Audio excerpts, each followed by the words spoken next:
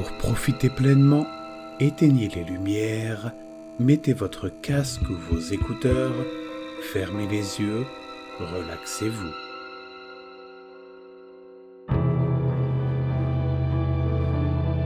La légende de Julia Legare.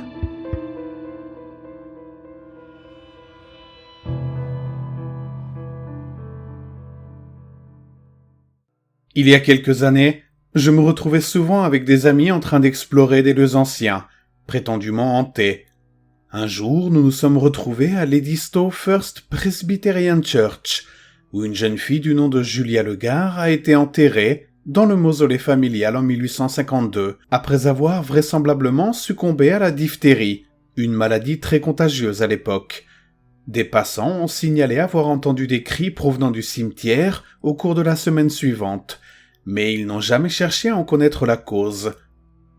15 ans plus tard, lorsqu'ils ont ouvert la porte du mausolée pour insérer le membre suivant de la famille décédée, ils ont trouvé un squelette recroquevillé dans un coin à côté de la porte. Des traces de sang sec témoignaient de sa lutte acharnée pour échapper au destin. Lorsque nous sommes arrivés, mes amis ont pensé que ce serait une drôle d'idée de fermer la lourde porte de pierre du mausolée derrière moi et de m'abandonner pour la nuit.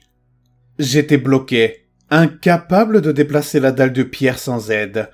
Pendant ce qui m'a semblé être une éternité, j'ai lutté en vain, comme Julia l'avait fait autrefois. Finalement, dans l'obscurité totale, je n'ai eu d'autre choix que de me résigner à la nuit qui m'attendait. Je n'ai jamais été claustrophobe, mais l'air vicié exerçait une pression qui rendait la respiration difficile.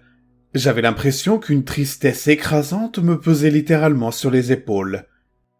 Au fur et à mesure que le temps passait, ma colère initiale s'estompait, pour laisser place à un sentiment de peur et finalement de désespoir.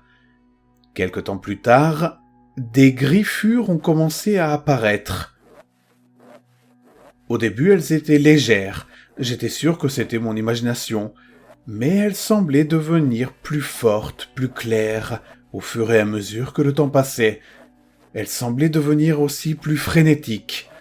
Il ne faisait aucun doute que quelque chose essayait d'entrer par la porte, ou d'en sortir. Je me suis blotti dans l'un des coins les plus éloignés de la porte, et je me suis bouché les oreilles. Mais rien ne pouvait étouffer les sons. Cela n'a duré que quelques minutes, mais chaque seconde était une éternité insupportable. J'étais tellement désemparé que j'ai fini par crier, ou que j'ai cru le faire, jusqu'à ce que je réalise que la voix n'était pas la mienne. Elle résonnait dans l'obscurité et l'exiguïté du mausolée. C'était un gémissement de douleur incontrôlée et de peur absolue et écrasante.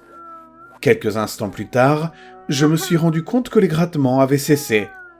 Pour la première fois, j'ai pu distinguer distinctement le son d'une jeune fille qui sanglotait, les halètements pitoyables et étouffés de quelqu'un à qui il ne restait plus une once d'espoir. À ce moment-là, j'ai ressenti un tel chagrin et une telle douleur que je crois avoir oublié d'avoir peur. Dans mon cœur, toute la souffrance de Julia semblait résonner. Le poids invisible de la tristesse que j'avais ressentie depuis le début est devenu écrasant. Mes yeux se sont remplis de larmes et j'ai tremblé, tout mon être étant accablé de chagrin. Inexplicablement, je me suis même retrouvé à m'excuser à haute voix pour ce qui lui était arrivé, entre deux respirations agitées. Une partie de moi était tellement remplie de pitié que je voulais tendre la main et tenir cette fille dans l'obscurité. Je ne peux pas dire si elle m'a entendu ou si elle était même consciente de ma présence. Les sanglots n'ont jamais cessé et les grattements à la porte ont bientôt recommencé. À un moment donné, j'ai dû m'évanouir à cause de l'hyperventilation. Lorsque je me suis réveillé, j'ai entendu le bruit de la dalle de pierre qui se détachait de l'embrasure de la porte et atterrissait sur le sol avec un bruit sourd. Même la lumière grise et pâle du matin était aveuglante après l'obscurité absolue. Pensant que mes amis étaient revenus, je me suis précipité dans le matin brumeux et j'ai aspiré une bouchée d'air frais. J'étais choqué de ne trouver personne autour de moi, mais encore plus impatient d'être loin de cet endroit. J'ai contourné la façade de l'église et je suis entré dans une petite salle de prière pas fermée à clé. Je pense qu'il s'agissait auparavant d'une mini-église séparée pour les esclaves. Mais quoi qu'il en soit, je me suis effondré contre la porte et j'ai attendu, désemparé, que mes amis reviennent enfin. Je me suis approché d'eux alors qu'ils s'agglutinaient autour de la porte tombée. 2 d'entre eux s'agenouillaient à côté, le visage choqué. J'étais sûr qu'ils devaient se demander comment j'avais pu déplacer la pierre tout seul. Je me trompais. Dans la lumière croissante, c'était clair. Des traces de sang séché couvraient l'intérieur de la porte. Certaines présentaient de légères éraflures là où des ongles avaient râpé sur la surface. D'autres encore étaient lisses, comme si elles avaient été laissées par des pointes sanguinolentes. Lorsqu'ils m'ont remarqué, ils ont tous sursauté. J'ai vu la peur dans leurs yeux. Ma colère devait être visible. Ils ont regardé mes mains, pensant que je les avais déchirées dans ma fuite, puis ils ont échangé entre eux un regard horrifié. Ils m'ont demandé ce qui s'était passé, je leur ai raconté chaque détail de ce dont je me souvenais, de façon hésitante, en colère et tout aussi terrifié, voulant qu'ils sachent tout ce qu'on m'a fait subir. Finalement, après que je sois monté à contre-cœur dans la voiture et que nous ayons pris le chemin du retour, un ami a pris la parole.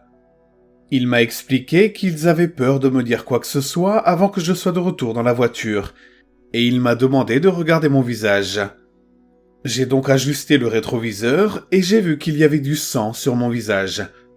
Tout comme les stries sur la dalle de pierre, il y avait des lignes rouges foncées de chaque côté, comme si quelqu'un avait passé ses doigts déchirés sur mon visage pendant que je dormais, très certainement pour sentir la chaleur d'un être humain pour la première fois en plus de 100 ans.